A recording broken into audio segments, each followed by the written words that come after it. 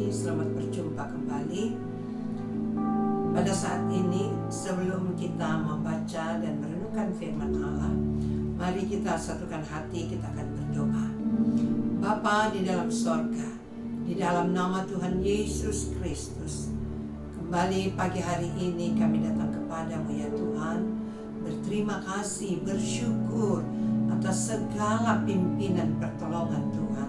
Sepanjang malam Engkau boleh nyatakan kasih-Mu, penjagaan-Mu, penyertaan-Mu bagi kami, dan kami boleh bangun dengan tubuh yang sehat ya Tuhan. Saatnya sebelum kami melakukan aktivitas, kami akan membaca dan merenungkan firman-Mu. Biarlah firman-Mu itu termeterai di dalam hidup kami, di dalam nama Tuhan Yesus Kristus. Haleluya, amin. Puji Tuhan, pagi hari ini kita akan baca firman Allah yang terdapat di dalam Markus pasalnya yang ke-10. Kita akan baca ayatnya yang ke-17. Pada waktu Yesus berangkat untuk meneruskan perjalanannya, datanglah seorang berlari-lari mendapatkan dia, dan sambil bertelut di hadapannya, ia bertanya, "Guru yang baik, apa yang harus kuperbuat untuk memperoleh hidup yang kekal?" Saudara, ini satu pertanyaan dari seseorang yang datang kepada Yesus. Ia berlari-lari mendapatkan Yesus. Artinya di sini orang ini benar-benar memerlukan Yesus. Dan dia ketika datang, dia bertelut di hadapan Yesus, dan ada yang ia tanyakan. Ia bertanya dan dia katakan kepada Yesus, "Guru." Dia katakan, "Guru yang baik, apa yang harus kuperbuat untuk memperoleh hidup yang kekal?" Saudara-saudara, orang ini rupanya sangat memperhatikan tentang hidup yang kekal. Dia datang sambil bertelut. Kita baca, dikatakan ya, orang ini sambil bertelut di hadapan Tuhan dan bertanya. Pertanyaannya ini kepada Yesus.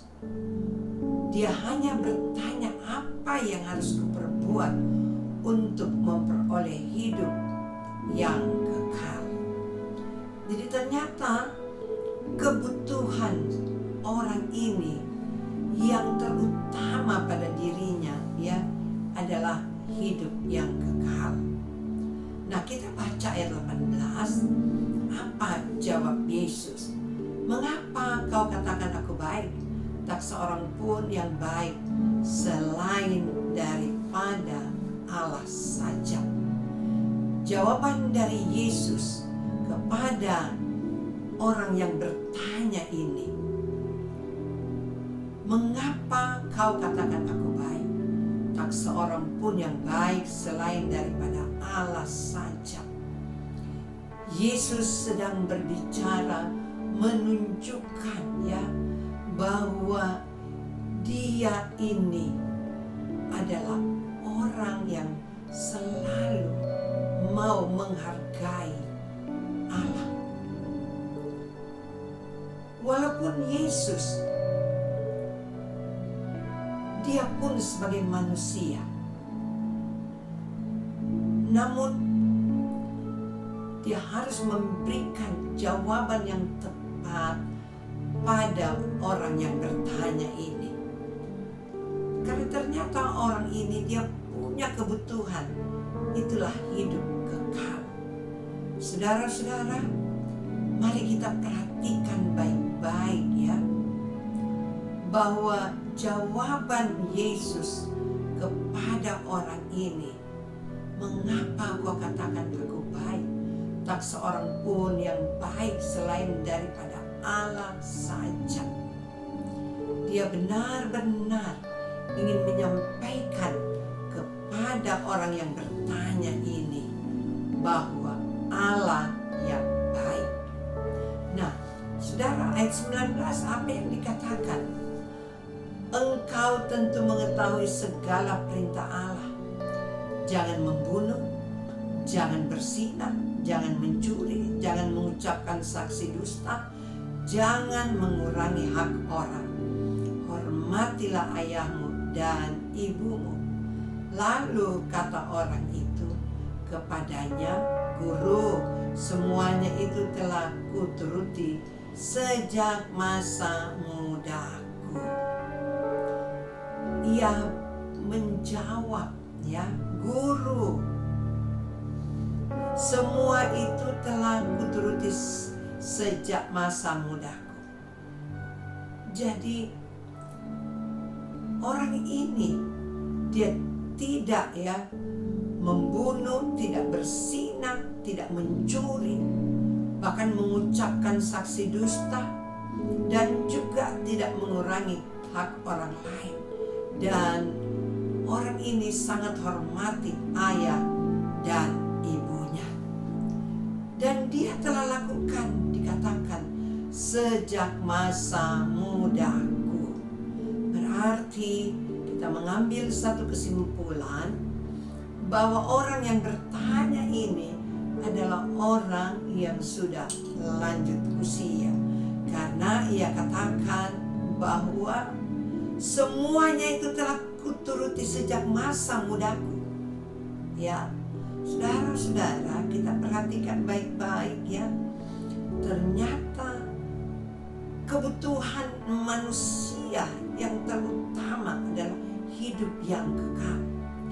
Dan orang ini pada masa mudanya dia telah taat kepada perintah Allah, ya. Karena kita tahu perintah Allah.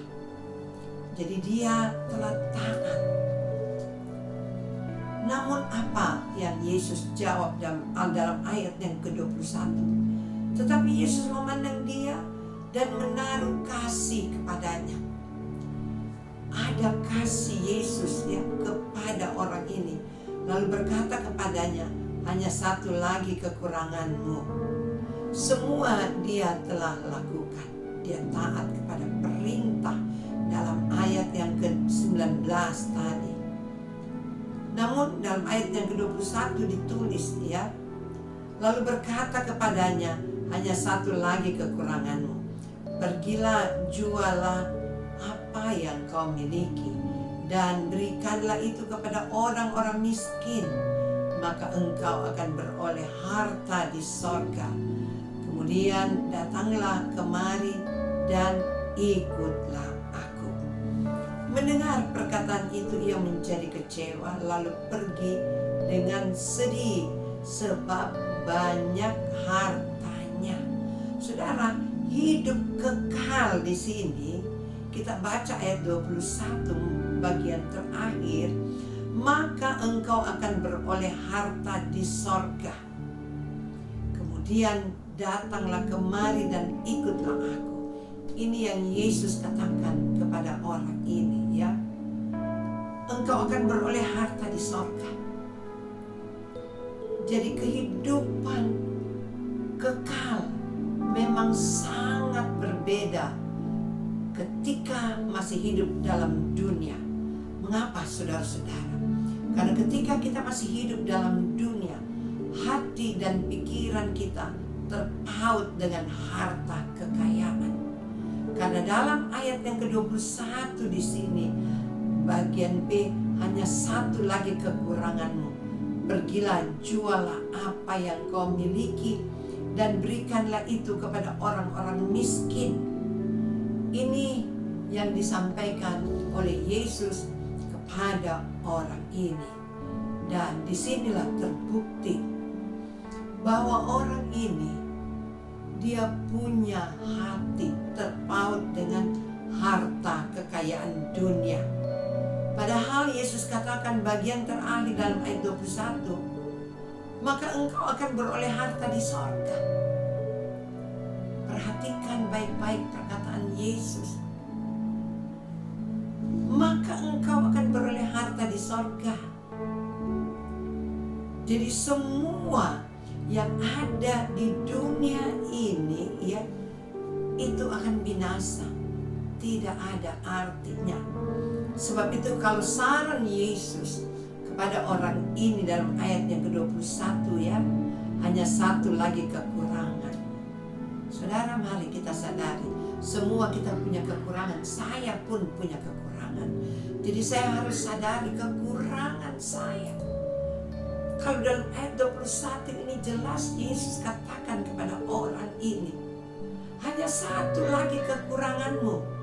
Pergilah jual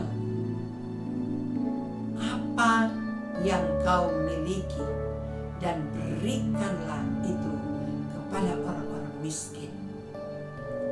Jadi Yesus tahu orang ini punya harta banyak. Memang dia tidak bersinah. Memang dia tidak mencuri, tidak membunuh, tidak mengucapkan saksi dusta. Namun hatinya terpaut dengan harta kekayaannya. Dia tidak bisa membagi-bagikan hartanya kepada orang miskin. Artinya saudara-saudara, hartanya begitu melekat di hatinya ya. Inilah ya yang menghambat. Orang ini mempunyai kesadaran akan adanya hidup yang kekal, namun hatinya masih terikat dengan harta kekayaan. Sehingga ketika Yesus sudah katakan bahwa hanya satu lagi kekuranganmu, pergilah. Yesus suruh, pergilah, jualah apa yang kau miliki dan berikanlah itu kepada orang-orang miskin, maka engkau akan beroleh harta di sorga. Oh, puji Tuhan, kiranya firman Allah pagi hari ini akan membawa kita kepada pengertian yang lebih jelas lagi, bahwa hari-hari ini banyak manusia yang terikat dengan harta kekayaan di dunia.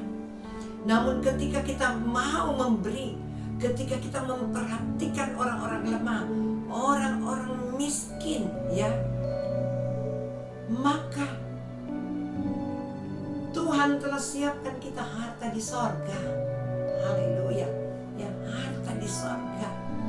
Mari kita benar-benar ya bisa mengintrospeksi diri kita, kekurangan kita.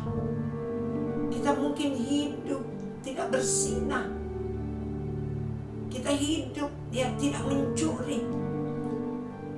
Kita juga tidak mengucapkan saksi dusta. Kita juga menghormati ayah ibu kita. Namun di sini kita perhatikan bahwa yang diinginkan oleh Tuhan, bagaimana ketika ada harta kekayaan kita, harta itu ya jangan membuat kita jauh dari Tuhan. Jangan harta itu melekat di hati kita. Dalam Matius pasal 6 ayat yang ke-21 dikatakan, karena di mana hartamu berada, di situ juga hatimu berada. Puji Tuhan, biarlah firman Tuhan yang singkat ini kita dapat merenungkan bagaimana hati kita. Apakah harta kekayaan kita ini yang menghambat kita untuk memperoleh hidup yang kekal? Kita minta Roh Kudus kuatkan kita. Mari pagi hari ini kita akan berdoa. Terpuji hanya bagi nama-Mu ya Tuhan. Kami berterima kasih buat teguran firman-Mu, nasihat firman-Mu bagi kami semua, di mana kalau Engkau masih izinkan kami hidup dalam dunia ini, biarlah Tuhan hati kami tidak terpaut, terikat dengan harta kekayaan kami yang kami miliki. Namun biarlah ya Tuhan kami mau taat kepadamu. Bagaimana Engkau perintahkan, ketika Engkau telah memberkati kami, kami pun dapat memperhatikan orang-orang lemah, orang-orang miskin ya Tuhan. Ampuni segala dosa dan kesalahan kami. Dan biarlah ya Tuhan, Engkau perbaharui kekuatan iman kami, hati kami, untuk semakin lebih dekat kepadamu dan taat kepada perintah-perintah-Mu. Terpuji hanya bagi nama-Mu. Memberkati umat-umat-Mu ya Tuhan, dalam usaha pekerjaan, pendidikan mereka. Semuanya ya Tuhan, hanya Engkau yang tahu. Bahkan Engkau sanggup ya Tuhan untuk menjawab segala doa-doa kami. Hanya di dalam nama Tuhan Yesus Kristus kami peralaskan doa ini. Haleluya. Amin. Puji Tuhan. Tuhan Yesus memberkati kita semua. Haleluya.